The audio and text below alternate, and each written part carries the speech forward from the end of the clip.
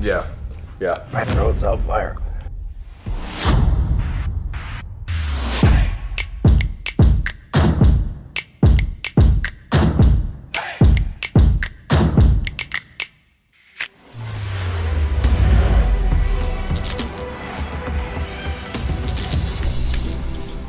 Hey everybody, what's going on? From Rock Solid Gaming, I'm Brady Godden, and you're watching The Hot Seat. The show is brought to you by Rock Solid Gaming and sponsored by Rocketeer Treats and also Winging It. Thank you very much for the sponsors. I'm here with an amazing guest today. You've probably seen him before on social media and on Facebook and on NTV. My man, Eddie Sheerr. Welcome, dude. Welcome. Nice to be here. Thanks for having me. No problem, man. I know you're a busy dude, so thank you for coming on the show. I'm looking forward to getting sweaty. Sweet, man. So what do you think of the spread? Looks good. Yeah? Smells good. So I know we talked a little bit before we came here, but how are you with spicy food? We'll find out. We'll find out. I'd like to say I'm pretty good at it. I'm pretty good with it. Yeah. But like, it's been a while since I've had anything. We'll find out. Once we get to hair, we'll see how hot you can really handle, hey? All right, we'll get into the first one. The way it's going to work is we're going to go from this side over. So that one's for you, this one's for me, and we'll just keep moving up. I'll ask you some questions, we'll share a laugh, talk some shit, and that's about it. Sounds like a plan. So we'll go with the first one, the Stubbs. This one's a spicy one. The Stubbs is spicy, it's called. Not too bad. These were freshly tossed. Smells good. It is really good, man. Honestly, this is one you'd probably buy. Try yourself. Oh my God, it's so hot. Okay, perfect. If you found that one hot, we're in for a doozy. We're in trouble. Yeah. So the little icebreaker we always do here, man, just tell me about your family, pets, anything like that, man. Yeah, I'm married. Okay. I'm married since late 2016. Sweet. I think. Sweet. Big wedding, or? Yeah, like 200 or something people. Wow. My whole family from the States came up, and I'm from the States. Moved here in 2013, so I've been here 10 years now. Wow. I had a big wedding, like 200 something people. My entire American family got screeched in by Skipper Dickey. Is that the guy down? That's J-Lag. Okay, is it? Yeah. Sweet. Yeah, he was awesome. He was so good. I can imagine. Yeah, it was a good wedding. So where are you from originally again? Pennsylvania. Pennsylvania. Okay. So I grew up in Pennsylvania. I went to college in New Hampshire, Plymouth State University, so I have a Bachelor of Science degree in meteorology. And then my first job took me into Macon, Georgia for 2 years. And then I was in Grand Junction, Colorado for 4 years, doing weather on television stations. And then been here for 10 years. So the whole moving, that was all for work-related, stuff like that. Yeah, and you ended up in Newfoundland, hey? I did, yeah. Sweet. I really wanted to ask you this question down the road, but I'm curious now. Why Newfoundland? Why is this like the final destination, or is this like a stepping stone to something bigger? I think, to be honest, I don't really have any intent to go anywhere. No.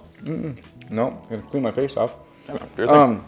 But no, like when I moved here, I wasn't really sure what was going to happen. I was in a very different, personal space. But I met my wife in 2015 actually. Met her here? Yep, met her in Newfoundland. I was actually thinking about being like, okay, maybe I've had enough. Yeah. And when I thought that, I met her. So I met her in 2015. We got married in 2016, and now we have 2 children. So you're hunkered down now. Pretty much. I'm pretty well anchored. Well, that's good though, man. Yeah, Newfoundland's the greatest spot to hunker down, anyways. No, we made 2 Newfoundlanders, so we're good. Yeah. So your wife is originally from Newfoundland. Yeah, she's from Bishop's Falls. Nice. Awesome, man. Yeah. All right, we'll get into the second one. Sure. This one's gonna be a mild Chipotle. Nothing crazy about this one. Same idea. We do have the sister of that one over here. This is the same company, and this one's a bit hotter. We'll get that in a minute. But yeah, this is the Chipotle one. Okay. So something I wanted to ask you about NTV as well. Sure. How does one wake up one day and say, they want to get involved with a news station?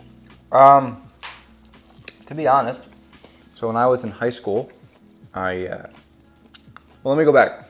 I always had a fascination with weather, right? So when I was in a little kid, I used to watch National Geographic videos of tornadoes and thunderstorms and everything else.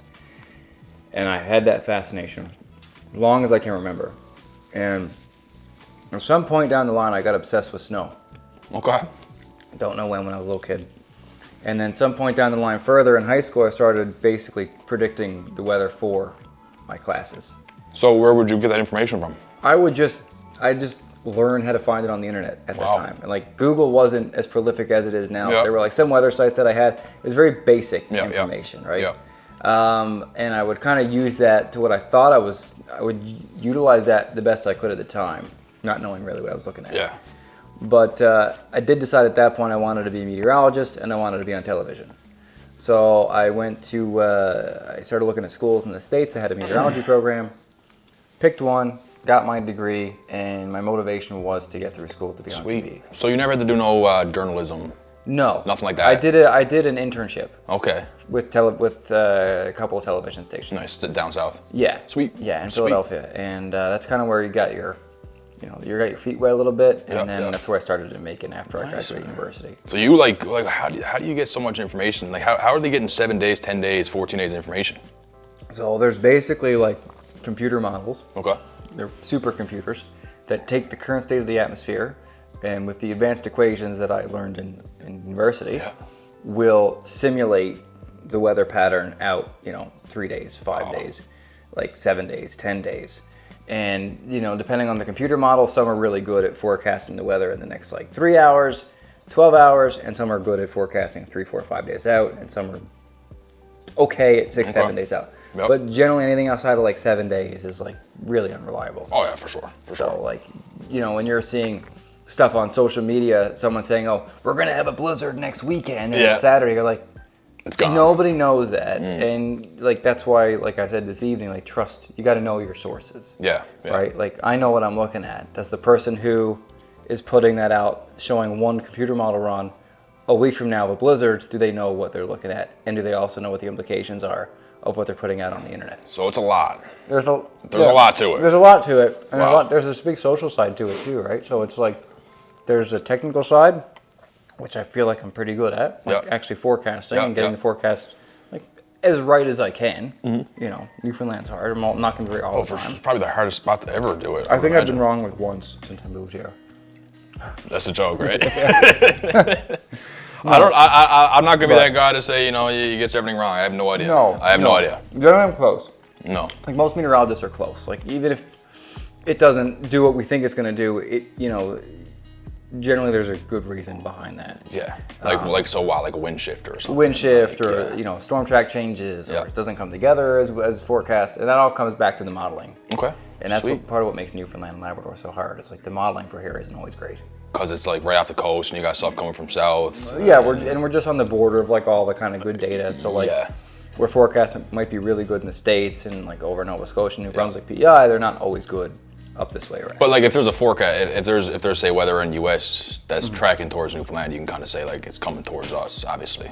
The ones that you can see coming, like over the US, if you Yeah. go that over the ocean, Yeah. like Snowmageddon was one of those. You're like, okay, boom, boom, boom, boom. It's on the way. It's the ones that kind of form out in the ocean, like east of Newfoundland or Yep. like south of here, out over the ocean that you're kind of watching, and there's no radar, and you're just looking at satellite pictures. You're relying on like short range models. There's a lot that goes into it to make sure like a forecast, which you put out 3-4 days ago, kind of stays at least close to on track. And if it's not, you need to communicate that to your viewers and to your audience, wherever they are. I'll move to the next one. Yep. This is a fan favorite for a lot of the guests. You like jalapeno stuff? I do like jalapeno. Yeah? So this is probably going to be one of your favorites too. It's not too hot. How'd you think about this one? It had a little kick to it. Yeah, it did. bad. That one's kind of like an icebreaker for Yeah. it. Looking at this one. Yeah, I was going to ask you like a breakdown of an average day for Eddie Sheerr. I mean, you wake up. Do you film your 6 o'clock news right on the money? Yeah. So that's all live. Yeah. Oh, is it? Like 98% of the time. It's Nice. Live, yeah. So you get any nerves? No, not anymore. No. No. I guess you wouldn't have for so many years. I get like not nervous about being in front of the camera, but nervous more about like making sure my message is going to be concise when it's a difficult forecast. Okay, so you're more worried about actually predicting the weather than you are. Not even predicting it. Predicting it's like it's conveying the forecast. Like in my head, I know what's going to happen. Yeah. But how to convey that to you or a viewer As in a a way simple that makes way. sense. Okay. That's where the hard part comes in. Fair. Right? And not like and so what people may not know about when I'm doing the weather is there's no teleprompter. Like it's all ad lib. Like I don't really rehearse before I go on the green screen. You're so used to it, it's just another day at the work at the office. Yeah, but that's how all weather people, all meteorologists generally, and weather presenters, generally ad-lib. So like you're standing in front of a camera, in front of a green screen, and you have to remember like the order of your graphics, how you want to talk about it, like how you want to break the forecast down in its simplest form so that most people can understand what you're trying to talk about. So it actually is like a relatively hard thing. Oh, for to sure. do. Like I watched, the first time I saw a weather person do it, I was like, that looks pretty easy. And I got up there and you're standing in front of the green screen, you're like, which way? These images actually aren't here. I don't know what I'm pointing at. Yeah. But is there another monitor that would say show you So what you're actually pointing at? Yep. So on the side of me, I have monitors off camera on the side that I look at, and then when I'm looking at the camera, there's actually a screen in front of that. There's a monitor in front of that as well. So you're seeing yourself. Yeah. Looking. Okay. Cool. But like generally, I wake up at like 5:30, 6 o'clock in the morning. Head to work. To get those first Facebook posts up.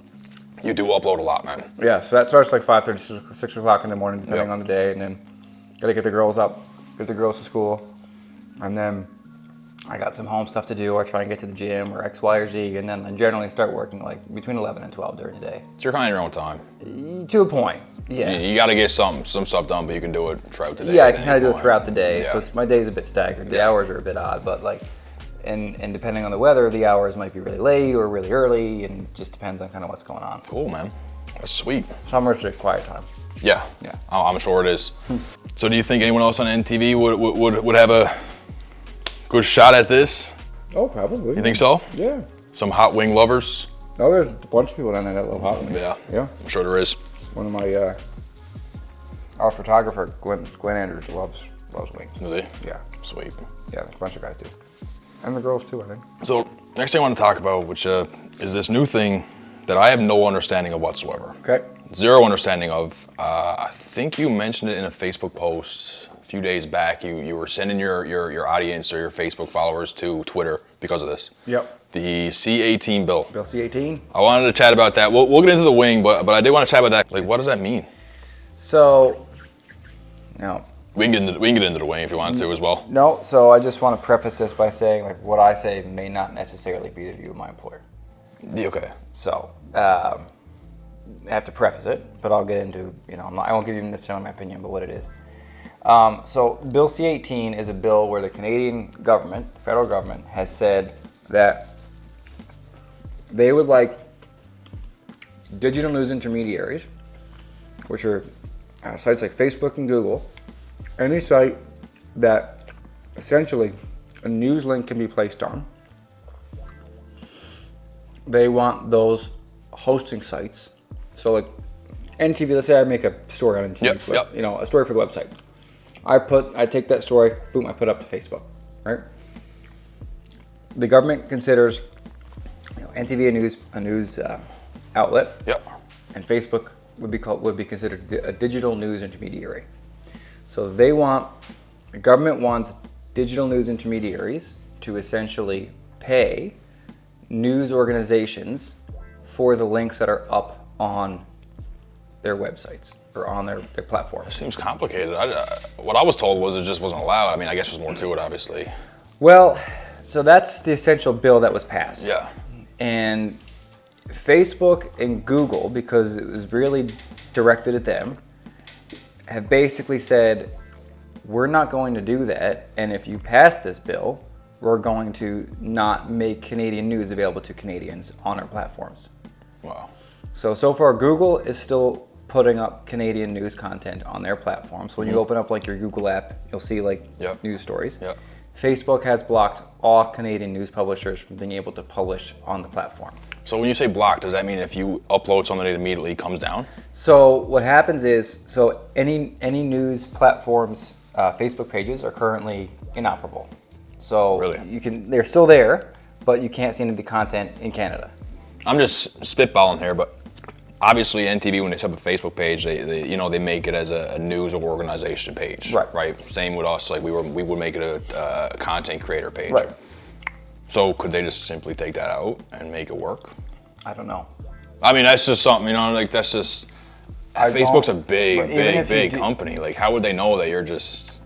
I'm not sure how it works on the technical side, but they've blocked NTV from being able to post Wow. anything to Facebook. Crazy. And so what happens now is if you take a link from NTV or CBC or any news creator in the country, and you take that link and you put it on Facebook, Facebook will take it, but when you post it, it says this content's not available in Canada. Wow, and this is in response to the federal government's bill. Yeah. So I couldn't even do it myself. No, so if you found a post on NTV's website, And I shared go it. to NTV's website because you can't find us on Facebook. Please. But if that's what you wanted to do, it just wouldn't work. Yeah. Now, if you were in the States or in some other country, you'd see it, no problem. So I guess this is where you were saying go to NTV's webpage. Yeah. I mean, kind of got me thinking like this must be an actual big impact. It's a huge to you. impact. Like this is actually huge So because everyone gets their information from Facebook. This bill was meant to help news organizations throughout the country. How so? Because the ultimate goal is to do what Australia did a similar bill. Australia passed a similar bill, and what happened was Facebook and Google ended up paying news organizations some amount of money for the content that goes up on Facebook. Mm-hmm. What I can't get my head around is if Facebook was taking the information involuntarily, right? Yeah. So let's say somebody at Facebook was going to NTV's website, ripping our stories, putting them on Facebook, and not directing back to NTV. Yeah. I could understand that, okay, that's not fair. No, for sure. But most news organizations voluntarily put their content up on social media to reach a wider audience and to get that wider audience to refer back to their website, right? So when you click on a story, you say, oh, that looks interesting on Facebook. That's been shared 800 times. I'm going to click that. That goes right back to NTV. So because it's voluntarily placed on the platform, in my mind, I can't wrap my head around like how this law why it needs to be. Yeah, I'm super confused by it. But I might be naive or ignorant on the topic. Like there might be more to it than what I can see. But what I can see is this is going to end up, unless some agreement can be reached between Facebook and the federal government, this is going to end up hurting. Yeah, I mean, from your perspective already, I mean, like you can't share articles that you've written on Facebook where you get your biggest reach. I don't know how your Twitter does. Does your Twitter do okay? Twitter does okay. Yeah, but your Facebook blows up. It does, Some and posts, like my page is still active. Yeah. So like I try to mitigate the potential impacts to my page. Like I can still post stuff. You can post something and kind of be like, go check out the Twitter. Right, but I can't like. And that won't get you in trouble. No. Okay. No, not. I mean, it might. I don't know. And if we don't know, it's just too much of a gray area, I guess. But so what's interesting now is like you're having all these weather emergencies in Canada, like all the fires, flooding in Nova Scotia. Unfortunately, people are dying in some of these events, and it's very sad. And a lot of Canadians get their news from Facebook and from social media. And so when you shut that down, a large portion of audience who used to rely on Facebook to get their news isn't seeing it. And what percentage of those people are then going directly to the source, and what percentage is saying, well, it's not here, I'm not going to go look for it now. Yeah, it's not on my news feed. Right. I don't know what's going on. Right. And so you're reaching less audience in potential events that are life-threatening. Yeah. And the emergency alert system in Canada needs a significant amount of work.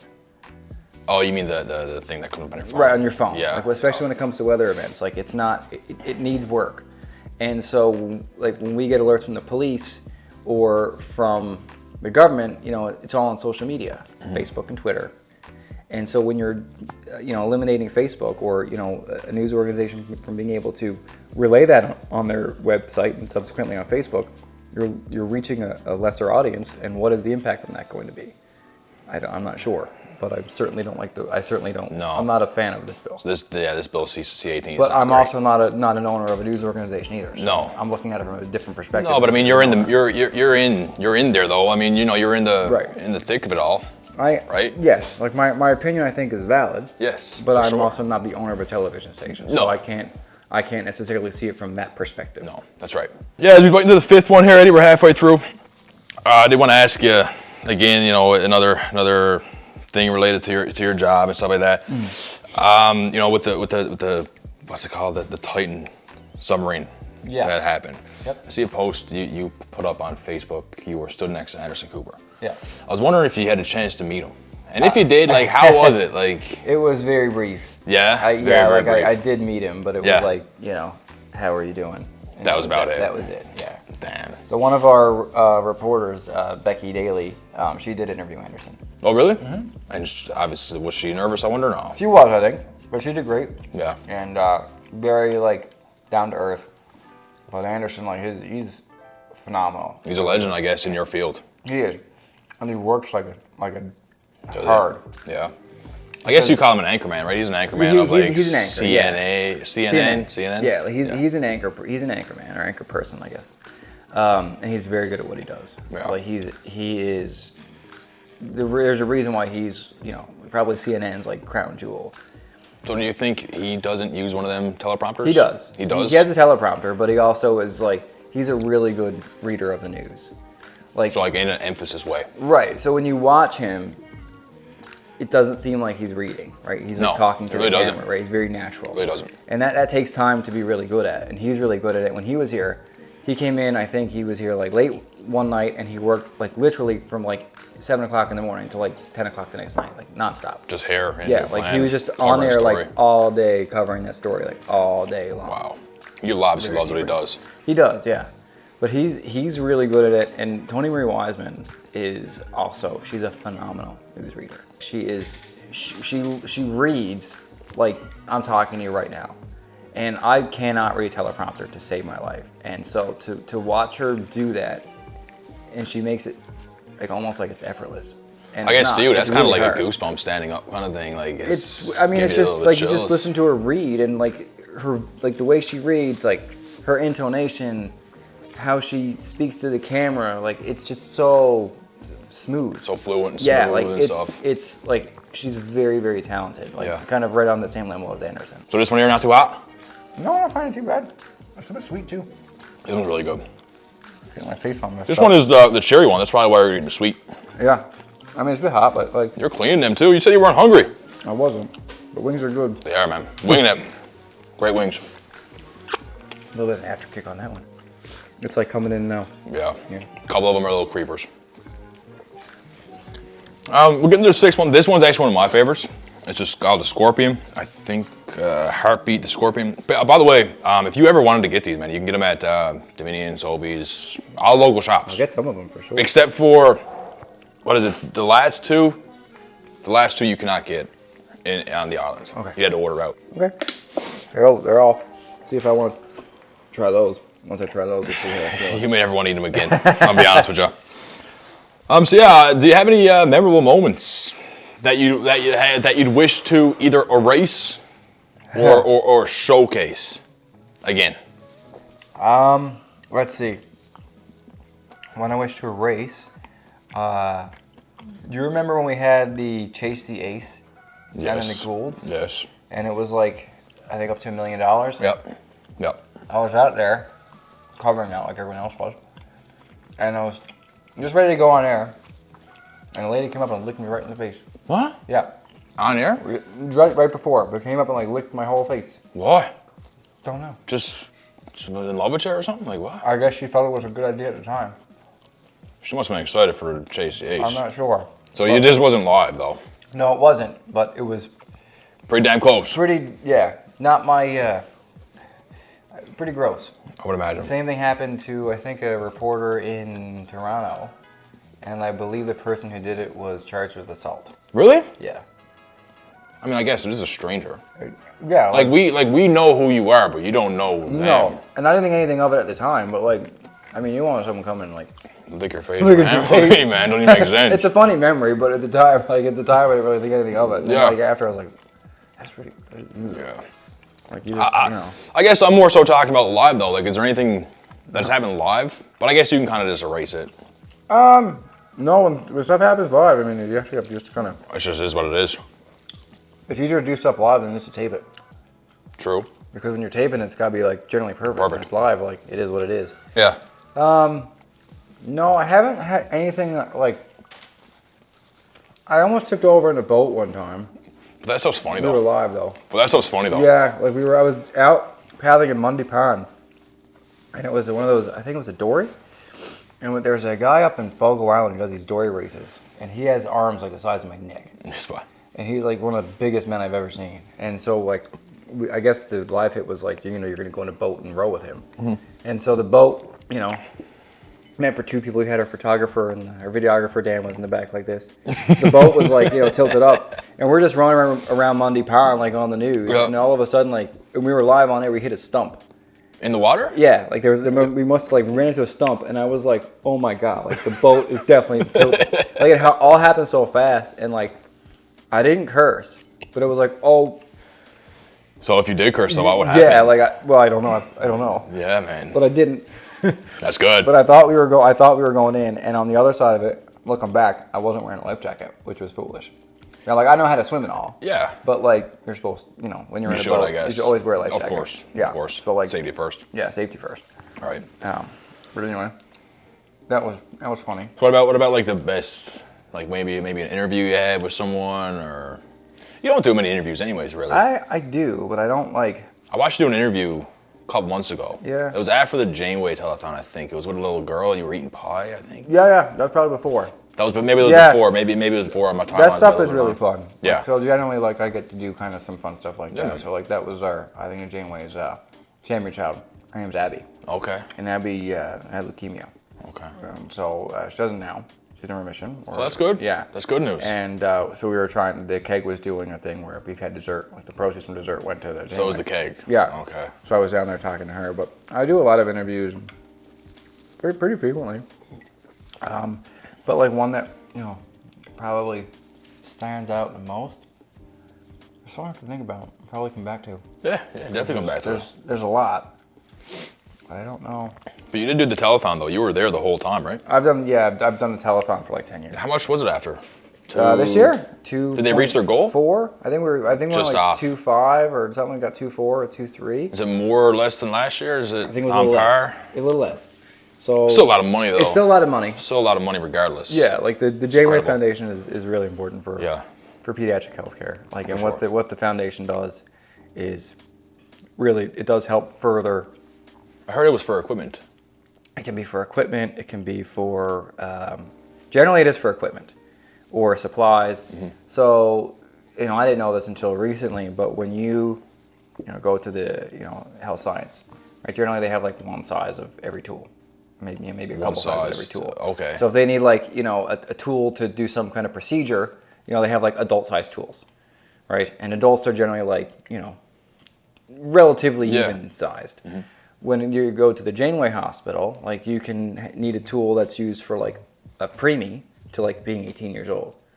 So they need to stock like a huge array of tools and whatnot. So like the Janeway Foundation kind of helps with that stuff, and some of the equipment that can be used to make procedures run faster and really help kids get in and out of the hospital faster, because it's great to have the hospital, but I don't think anybody really wants to be in the hospital. So but it's great to give money to them and help them out and stuff like that. It's a great cause. And make it easier for the people that are going there to get out of there quicker, I guess, and stuff like that. We'll get into this seventh wing now, Eddie. We're getting a little bit, or this is the sixth. 1, 2, 3, 4, 5, 7. Yeah, so this is the seventh. Yeah. Sorry, my math's not too great. Mine isn't either. Like when I went back to university, like I got a lot of D's in math. Did you? Yeah, but D is for done. That's right. Damn right. Me too this year. I actually graduated college this semester as well. D is for done. Yes, sir. No, I actually had a 3.9 GPA. That's pretty good. You didn't get any D's. No, I never. But I'm still done though. You are done. Yes, sir. So this one here again, this one's the sister or the brother, whatever you call it, to this one over here. Yep. This one's obviously gonna be a little bit more hotter, but because it's strategically placed, so as you get up there, your mouth's already a little bit on fire. Obviously, like Carolina Reaper. I think this one is about 1.5 mil. Scoville. There's Carolina Reaper pepper. You ever hear of that? That's what it's in. Yeah. That's what's in Reaper it. 51. Great. This one here has about probably 12 Reapers. Looking forward to that. Nah, this one's not too bad. We'll get through this one. No problem. Let me just say, you'll be able to go to work tomorrow. That's good. But I mean, I would you might be in pain. If I didn't have to, we are right too. Yes, you are working tomorrow though. Something's gonna be in pain. We won't release this video tonight because if you call in sick tomorrow, I know. we'll get you in trouble. We filmed it on a Friday. I was gonna ask you a question too. Obviously on behalf of everyone appreciates you going the extra mile. Yep. A little hot? I feel it in the back of my throat, but it's not there yet. Yeah. I'm waiting. But I was gonna say, obviously, everyone, the extra effort you put into doing the newscasting and the weather casting, sorry, and the waking up early and even like 8, 9 p.m. in the night. Yep. You're posting up on even like going through the trouble of editing a reel at 8, 9 p.m. in the night and then posting it. Is that extra effort, is it required, or is it just something that like, you want to do and that you love doing it? And It's. I guess what I'm asking is it part of a job, or is it just that this is what you love doing? I look at it as a bit of both. Yeah. Like I do like communicating weather information, but the goal I had when I moved to Newfoundland and Labrador, because at that point, like social media, you're going back 10 years, social media wasn't where it is now. No, like 10 years ago, like Twitter, we were just kind of starting on Twitter. Like Facebook was just kind of being opened up to everybody. And that was in university, I think. But Facebook was still in the midst of kind of taking off. 2008, I think, Facebook. Yeah. So like when I moved here in 2013, like Facebook was big, but not nearly as big as it is now. No. Right? And the whole audience, how people consume weather information has changed. Right? Like, so when you need to know a forecast, right, like for tomorrow, you're not gonna probably watch NTV. You're gonna open up your smartphone. I mean, a lot of people watch it just for you. They do. A lot of people watch it. But like, I'm not foolish enough to know, like, most people use an app on their phone to get the weather for the next day. Like, we don't, it is what it is. When I'm on vacation, that's what I do. Like when I'm on holiday, because I'm just like, I'm not working. But when the weather is unsettled, when it's hitting the fan, that's when people come looking for more. They go right to your page. Right. They want to know updates. And the reach that I get when the weather is active confirms that. Yeah. So that's like showtime. So like when the weather is active or there's active weather incoming, that's when I try and I can't be online 24/7. No. But I try to make the appearance that I'm online 24/7, because that's what people are wanting. Oh, for sure. Right. They want the newest forecast information. They Especially want now info, with sorry to cut you off there. No. With like, I don't know when this is going to be aired. Right. We do have a couple hurricanes coming up here now, but yeah. by the time it hits us, it'll be. We don't know yet. I don't want. I'm like looking for like a professional weather cast here from a man. It'll be a tropical. It'll by the time it gets up this way, it may or may not be tropical. It'll be like 40 kilometers wind or something like that. It may or may just pass harmlessly southeast, but like we're still like 10 days out, so it's hard to say. But it's just something to watch. But that kind of stuff gets people amped up, and they're looking for information because like your app's not going to tell you that. No. Your app's not going to tell you like how much freezing rain you're going to get, or what the impacts from 20 centimeters of snow are going to be, what the impacts from 100 centimeters of snow are going to be. Like, these are the things where meteorologists in general have the value over an app. Yeah. Right. Because these apps don't really break it down in like a common sense way, or even just tell you like, get your shovels out because it's going to be above your freaking car. Like you'll know it's going to snow, but like, one app might be telling you it's going to snow 20 centimeters, one app could be saying it's going to snow 60 centimeters. Yeah. Like, what does the meteorologist actually say? Literally weather app between Environment Canada on a daily. Right, but going back to like your original question is like, do I have to do that? No. But like when I moved here, I wanted to be the source of where people go to get like that weather information. And the only way to do that is to have essentially like constant content up on as many platforms as possible to reach as wide an audience as possible. Because your audience on Facebook isn't the same as on Twitter. It's not the same that's on YouTube. It's not the same as on TikTok. It's not the same people that are watching or going to the website. So your audience is very fragmented. So you have to kind of try and reach them where they are. Hit them all. Right. And it's a good thing too when you edit a TikTok, you can post it up everywhere. Right. We know all that. We're in that game too. Right. You upload a TikTok and people on Facebook see it as well. But what works on TikTok doesn't always work on Facebook. It's weird. It's true. Like what video might get, like I had a video on TikTok that has like over 1 million views. And now I never put up on Facebook, but like I put up one on TikTok today that has I think 25 or 26,000 views, and on Facebook it has like 8. Already today? Yeah. Wow. Yeah. That's good views. That's all right. Nice. That's sweet, man. But that's it. You know, talking about tropical systems. Yeah, man. You know, after Fiona last year, people are a bit. Yeah, after Snowmageddon. Right. I'm ready for another one of those, right. man. I don't like that it takes over the city, but I like that vibe where like no one's working, everyone's out shoveling, no one's working, the whole city is shut down. It's only you're working. Yeah, but you're only in your home. No, I was doing something you love. I was able to work. I went to work. Oh, really? Yeah. So I guess you're doing newscasting around. Yeah. So like actually, Snowmageddon, they had to send a tractor and a plow to pick you up. Pick me up to get me to work because I was stuck at home. Yeah. That's sweet. Yeah. I mean, I don't know if it's sweet to you. It was scary. It was imagine. actually one of the few times I've been like legit scared. Like driving? Yeah, like driving to work. And it was Wow. like, you know, normally it's an 8-minute drive and like it was. So you say you were in a tractor? I was behind a tractor, I was in a truck. Someone picked you up though? Yeah, but it was like basically a loader like cleared the way of like, you know, 3 feet of snow. You were probably the only person on the road that day. We were the only 2 people on the road at that Wow. point. Yeah, like if we didn't have the front end loader, like we wouldn't have. No, because the snow was like I can talk about 20 this now feet because high. it's, you know, it's in the past. But like, you know, there was a state of emergency, so. Yeah. I guess you weren't supposed to be on the road. I guess I would consider myself You are definitely an essential worker. essential worker. Yes, Definitely an essential worker. We'll go with that. That's like when COVID first hit. I worked Yeah. at Country Ribbon. There was no time off for me. I was essential worker. Right. Same idea, right? All right, we'll get into it. Now we're getting into the three. brute end of it. Yeah, this is where it's going to start getting a little bit spicier. How am I doing so far? You're doing amazing, man. I don't know. Do you mind me if I curse in front of you? No, I've I been don't trying care. to really hold my tongue. No, I don't care. I've been trying to really hold my tongue because I don't know, you know, how you're going to portray it. I don't care. Well, this one's going to be fucking hot, Eddie. Okay, This one's going to be hot. I'm ready. All right, let's get into it. Man, you should let me go first. I've seen you're biting into that, like you know what you're expecting. Yeah. I mean, I've built a little bit of a tolerance to it, say. This one's a little bit of a creeper.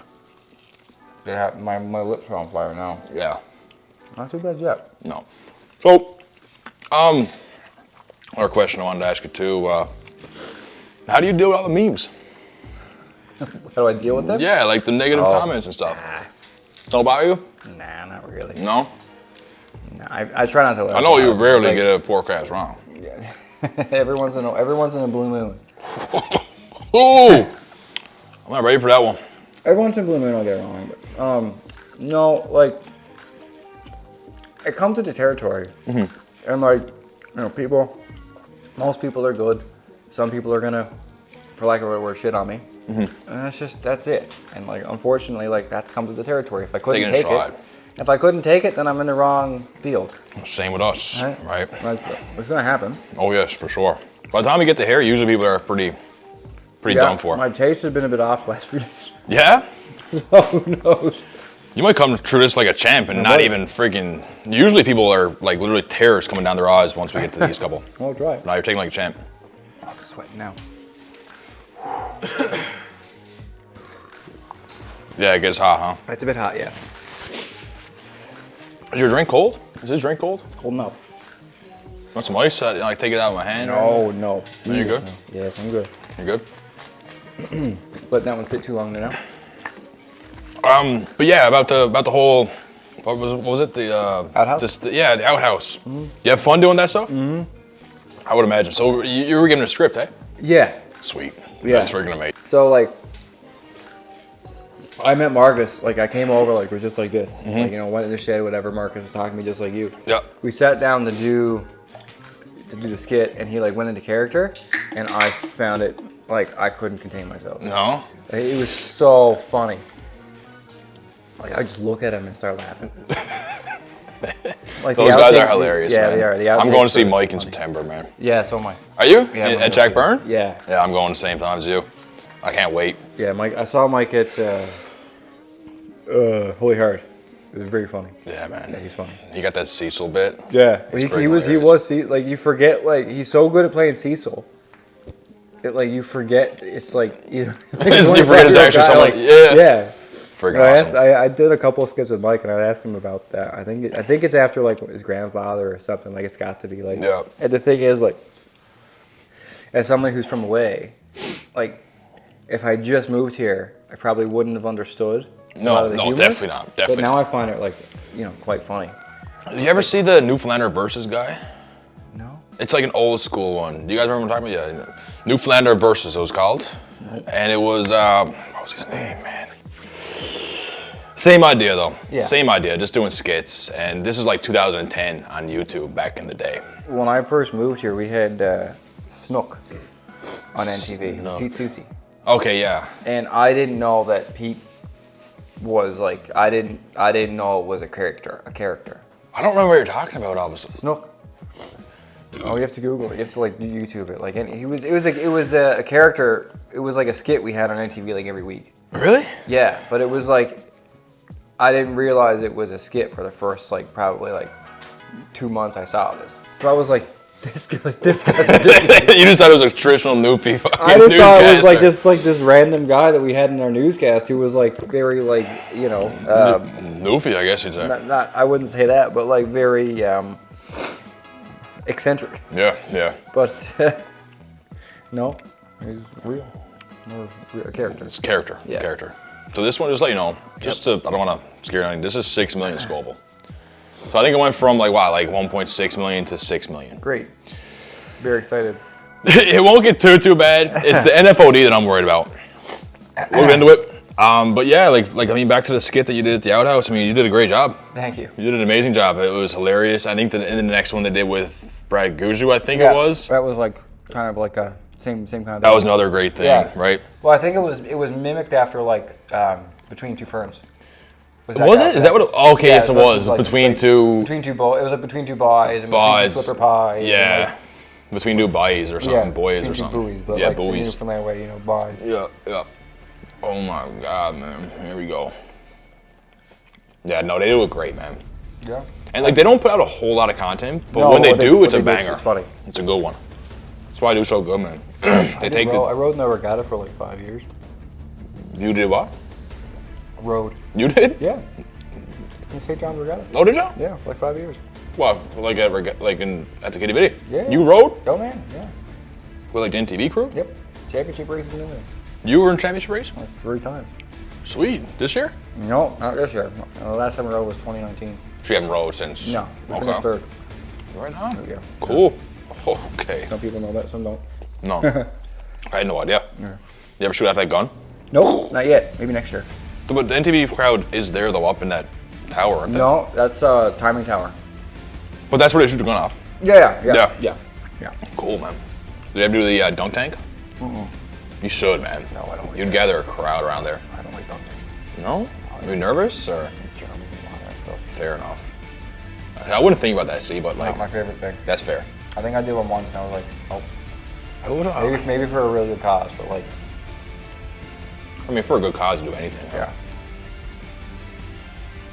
Oh. Ho. What about that one? Not bad yet. Christ, man. Give me a minute. You're a warrior, bro. You must be fucking sick. You must be sick. So the next one is winging it. No fear of death. Hot sauce. You actually got us on a waiver for this one. Yeah? At winging it. I should go in now and eat it. Would you be able to do a full pound of like, say, one of these? Nope. I don't think so. No, I wouldn't either.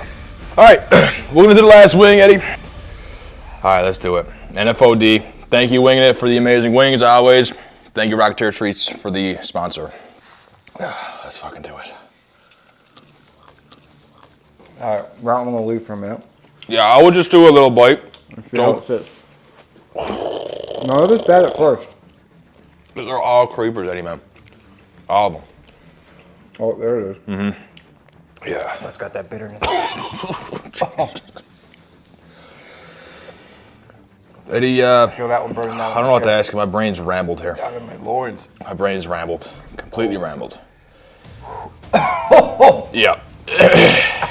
Yeah. My throat's on fire.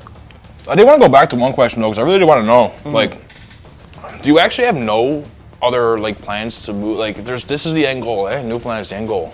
So with my wife now, like my wife's from Newfoundland. Newfoundland. I can't even talk now. Yeah. And like my kids are here, and we have a good group of friends here. I don't have any intent to go anywhere. Like I'm settled. Yeah. I don't want to uproot. No. Oh God. I mean, why would you? You know, you got your house. I'm assuming you got a house. Yep. Yeah. That's good. You got a house. That's Big a house. creeper. That's a creeper. Yeah. Fuck this. That's the hottest thing I've ever eaten, I think. You think so? Oh yeah. You took like a champ though. Thank you. Well, you're taking it like a champ, I should say. I'm gonna go outside and throw up. Do what you gotta do. The water helps, but like. All right, give me some milk. Give him some milk. He needs some milk. Oh, we got milk. We got milk. You ready? I don't drink milk, so this might not go so well. Here. Here. You got it? Yep. Eddie, thank you No problem. for coming on the show, man. We really do appreciate Thanks it. for having me. I know you're dying right now, but listen, is there any last minute shout outs? Anyone you wanted to shout out to us and watch the video? Anything last minute to say to our viewers? Well, you can find me on the news. Yeah. You can find me on our website, ntv.ca, my Facebook, Twitter, TikTok, all the same thing. Find me there. That was fun. Yeah. It was fun. Thank you very much. Anymore. He will hate us tonight, but he'll love us more when the video goes live. Thank you very much for watching the video, guys. Really do appreciate it. If you haven't already, hit the like button, hit the subscribe button, leave a comment, let us know how we did. Reach out to the admin team if you want to be a part of something like this. Again, Eddie, thank you very much for coming on the show, man. My pleasure. I hope you're doing okay there, man. I know great. you're suffering, but it's all for a good laugh. It's all for shoots of shit. Thank you very much, man, again, and see you guys later. All right. Bye-bye.